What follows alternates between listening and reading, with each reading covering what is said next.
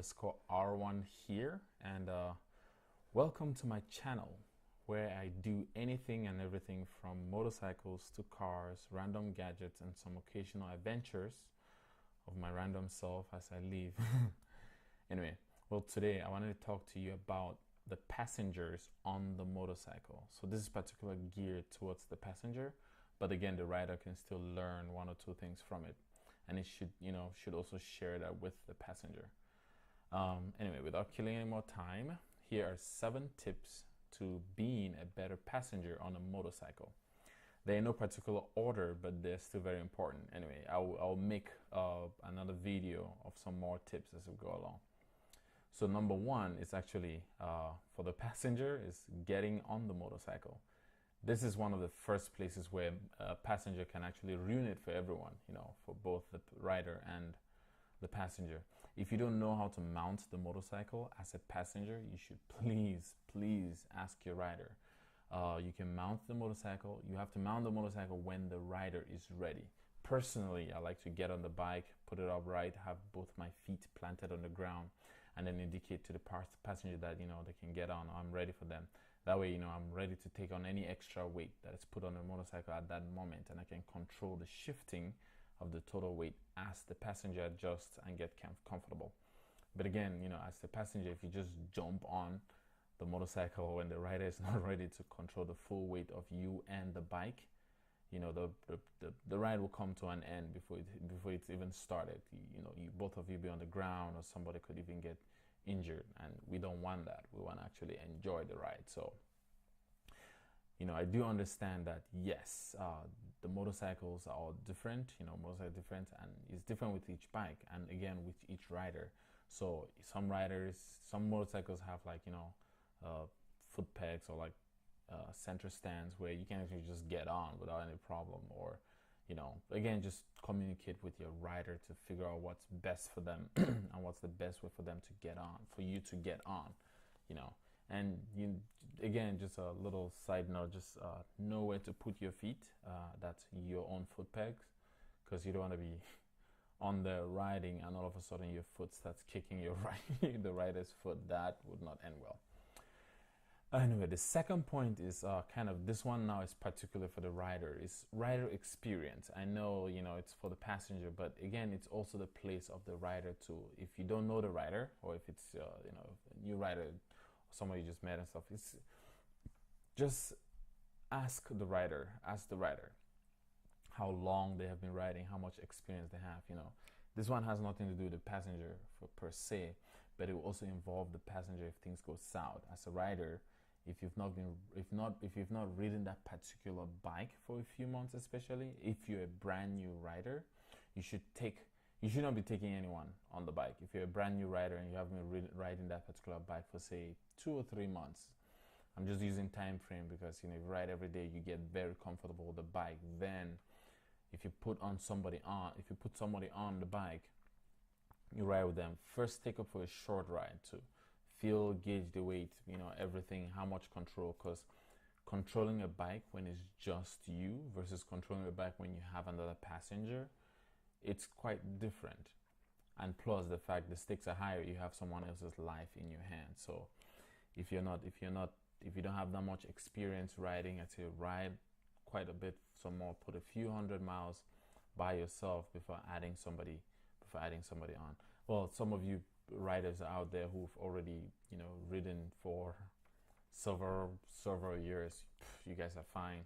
But again, you do understand that each bike is different. When you get on a new bike, you first test it out first before you can adjust how you can get some other person on there. So passengers, again, do ask the rider. You can ask the rider. I mean, how much, if you've known them, that's fine, but if you don't know them, do ask if they have some experience. You don't want to get on a bike with somebody who just bought a bike yesterday and they still haven't they don't have that much control over the bike, so things could go south.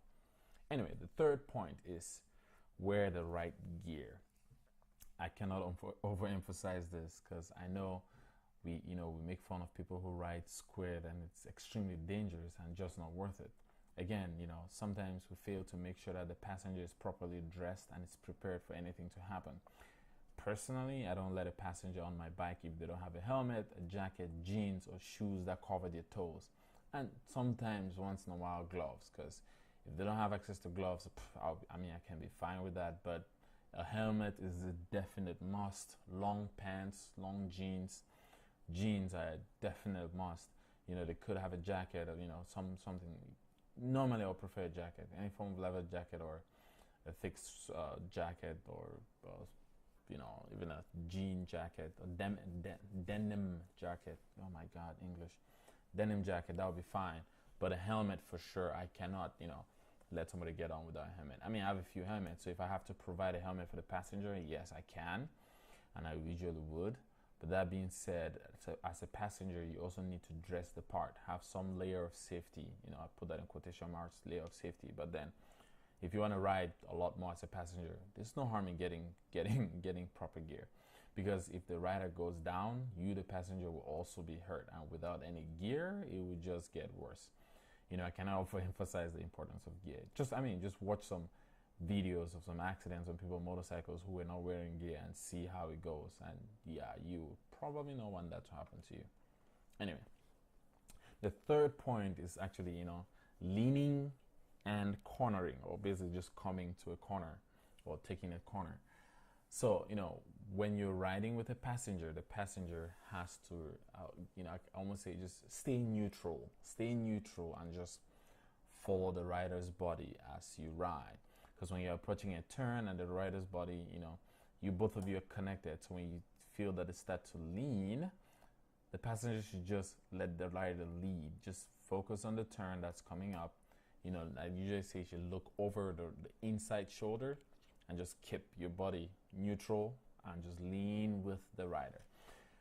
Funny thing is that I've actually ridden with a passenger before, and when I was approaching a turn, I started to lean into the turn, and the passenger decided to lean the opposite direction, scared that they'll fall off the bike, and that kind of just made the bike go straight. I'm lucky that turn kind of had a pull out off to the side where I just went back up straight and then came to a complete stop. And yeah, we had a talk. It's like, if I lean, you lean. Let's just say that ride ended pretty quickly. I just did a U-turn and we went back to where we came from, and that was the end of the ride. But anyway, while you're cornering, the passenger should lean with the motorcycle, not more, not less, looking over the rider's inside shoulder, and that will put you where you should be. So just keep that in mind, passengers, keep that in mind. And the riders too, do give the passenger the information before you guys start riding. So just some of these little tips. Number 5, I kind of put it as, no sudden movements on the motorcycle. Yeah, that might sound like common sense, but at the same time, some things might happen. You never know. So when riding in the back, when riding, please avoid sudden movements. Even if you're trying to adjust yourself, especially it gets really worse when you're coming to a stop or in a slow traffic or just at slower speeds. When you make a sudden movement and the rider is not ready for it, you can throw the weight of the bike off. I mean, it's not gonna as if the bike is gonna fall right away, but you could wiggle in a way and hit something, or wobble in a way that if the rider is not experienced and not ready for that can freak him out. Yeah, and that might not end well. At faster speeds, kind of avoid turning your body all of a sudden or leaning off to the side without warning, because when you do that, that's how you turn. When you at faster speed, you just lean. So if you're at faster speeds, if the passenger starts leaning, yeah, the bike will go towards the direction of the lean, and that might not end well. And if a rider is unexperienced, they might not have the quick reflexes to adjust that right away. I'm not dissing any riders, but I'm just saying that, as a passenger, you also play on to how safely a rider can ride. So just keep in mind that, in sports bikes, dirt bikes, dual sports, cruisers, there are so many different kinds of motorcycles, all of that. And they will feel different because of the weight differences, because the motorcycle itself has the way its weight is distributed. It's like there's some cruisers that have their weight lower to the ground. It's a lot heavier down there, whereas some sports bikes and dirt bikes are a lot lighter, or even the bigger sports bikes, their weight is almost, I don't want to say upward, it's a little bit higher than the cruisers that are a little bit lower. So if you lean suddenly on a sport bike, that could feel more intense or even less intense than say a Goldwing. You know, those guys are just like built like cars. I'm just exaggerating, but they're built heavier and their weight is a lot. So if you wiggle that much on the bike, you might not even feel it. And it also depends on the rider and how experienced they are. As a safety thing, you know, if you're a brand new rider, again, don't take a passenger on there unless you're absolutely confident. And even if you are, do start with short distances. Because as a brand new rider, if you just get on there, carry somebody, and they happen to wiggle, move in a way, and you freak out, and your hand goes through the throttle, that's something else. Number 6. This one is kind of something which is kind of a little bit personal for me. You might disagree with it, but I kind of just said, you know, as a passenger, at the very least, understand certain hand signals. Personally, when I ride with my girl, we like to use hand signals because she understands perfectly what to do. If we are turning left, she does, you know, indicate the left turn. That way I can have both my hands on the, you know, the handlebar, which, I mean, I can still, I ride by myself. I do indicate left turn with my hands and my turn signals. But again, you know, just having a passenger there who understands and just knows the moment, kind of, so if you're merging into traffic, one person is there, then you're concentrating on other things. If we're turning left, she'll just, you know, point out with her left hand.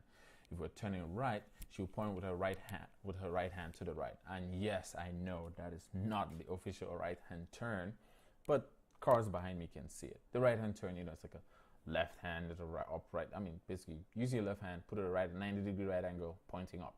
That means right turn. But again, when you're on a passenger, if they're able to just indicate that right turn with your right hand, I'm not advocating for it. I'm just saying personally, that's what I do, and it works. And also, you know, you should definitely wave, as you know, as a passenger, wave to other riders too that, you know, passing by. You know, just give them the peace sign. As you know, just say hello to the other rider. I mean, it's not as if just. It's cool. It's awesome just to acknowledge other riders, be it cruisers or sport bikes out there. Me, I have both a cruiser and a sport bike. I have an R1 and a Yamaha V-Star, and I say hello to both of them no matter which one I'm riding on. And then also as a passenger, avoid, because some passengers can get so excited and start waving their hands up like they just don't care.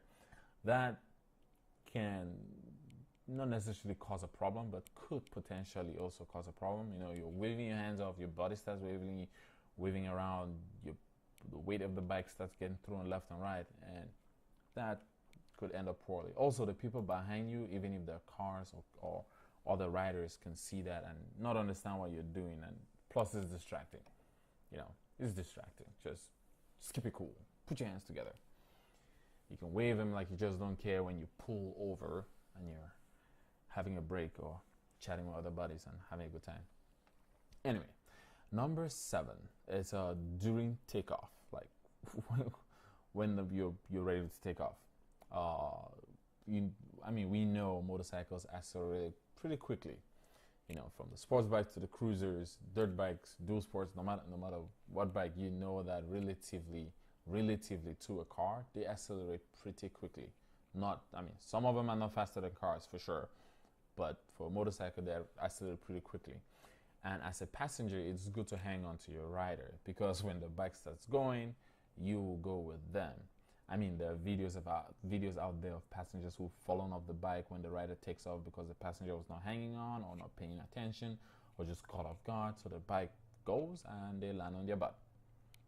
This typically happens to motorcycles without, you know, passenger backrest. If your bike has a backrest, you're safe, but you still have to pay attention or you may snap your neck. Just kidding. The G-force is pretty rough.